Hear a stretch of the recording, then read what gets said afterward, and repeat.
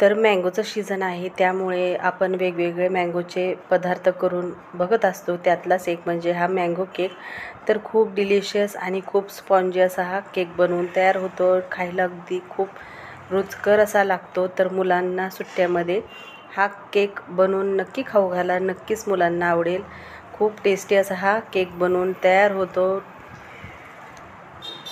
त्याचबरोबर Sonali special dish या चॅनलवरती तुम्हा सर्वांचे खूप खूप मनापासून स्वागत. तर चला मग रेसिपीला सुरुवात करूया. तर हा केक आपण रव्याचा बनवणार आहोत. त्यासाठी इथे 1 वाटी रवा घेतलेला आहे. त्याचबरोबर अर्धी वाटी इथे मी साखर घेतलेली आहे आणि इथे मिक्सरमधून छान आपल्याला फिरवून घ्यायचं आहे. तर इथे मी बारीक रवा घेतलेला होता, बारीकच रवा घ्यायचा आहे आणि मिक्सरमध्ये हे दोन्ही जिन्नस आपल्याला एकदा मिक्सरमध्ये 2 ते 3 मिनटासाठी फिरवून घ्यायचे आहेत. आणि हा आहे मँगो पल्प आहे. तर 1 वाटी मँगोचा पल्प घेतलेला आहे आणि दूध लागन तसं आपण इथे वापरणार आहोत. तर 1 वाटी दूध घेतलेला आहे व 1 वाटी मँगोचा पल्प. तर वेगळा कलर आपल्याला इथे टाकायची गरज नाही. खूप सुरेख असा इथे कलर हा मँगोचा आलेला आहे. आणि अगदी 2 ते 3 चमचेच आपल्याला इथे तेल टाकायचं आहे. खूप जास्त वाटी भरून किंवा अर्धी वाटी असं टाकायचं नाही आहे. अगदी 2च चमचे मी याच्यामध्ये तेल टाकलेलं आहे. छान मिक्स करून घ्यायचं आहे. आणि इथे मी बेकिंग पावडर टाकलेला आहे, सोडा टाकायचं नाही. तर इथे बेकिंग पावडरचाच वापर केलेला आहे. 1 चमचा बेकिंग पावडर टाकलेला आहे आणि थोडंसं वरतून दूध टाकलेलं आहे. आणि छान आपल्याला हा सोडा जो आहे तो बेकिंग पावडर जे आहे ते छान मिक्स करून घ्यायचा आहे. तर इथे मी हा कुकरचा आपण वरण भाताचा जो डब्बा असतो त्याच डब्याला मी तेल लावून त्याच्यावरती पीठ असं ग्रीस करून घेतलेलं आहे, जेणेकरून केक जो आहे तो व्यवस्थित आपला बाहेर निघेल.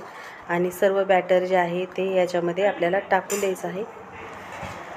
तर पूर्ण बॅटर मी या डब्यामध्ये टाकून घेतलेला आहे. एकदा टॅप करायचा आहे आपल्याला हा डबा आणि त्याच्यावरती आपल्या आवडीनुसार आपल्याला ड्रायफ्रूट्स किंवा ही चेरी मी टाकत आहे. तर तुम्ही तुमच्या आवडीनुसार याच्यावरती तुमच्या आवडीचे ड्रायफ्रूट्स देखील टाकू शकता. तर इथे मी हे कुकर जे आहे ते प्रीहीट करून घेतलेलं आहे, म्हणजे गरम करून घेतलेलं आहे. तर त्याखाली मी 1 वाटीभर इथे मीठ टाकून छान गरम करून घेतलेलं आहे हे कुकर. आणि त्याच्यामध्ये हे मी रिंग व शिट्टी काढून घेतलेली आहे वरच्या झाकणाची. तर आता आपल्याला हे 20 ते 25 मिनटासाठी छान बेक करून घ्यायचं आहे. तर हा केक आपण चेक करूयात. तर व्यवस्थित हे केक जे आहे ते छान बेक झालेलं आहे. तर पूर्ण केक जे आहे ते आपल्याला थंड करून घ्यायचं आहे आणि नंतरच आपल्याला काढून घ्यायचा आहे. तर खूप टेस्टी डिलिशियस असा केक हा बनवून तयार होतो.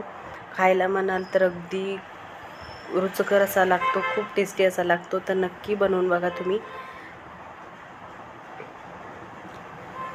आणि कट करतानाच असा स्पॉन्जी असा लागत आहे की खूप असा टेस्टी असं झालेला आहे.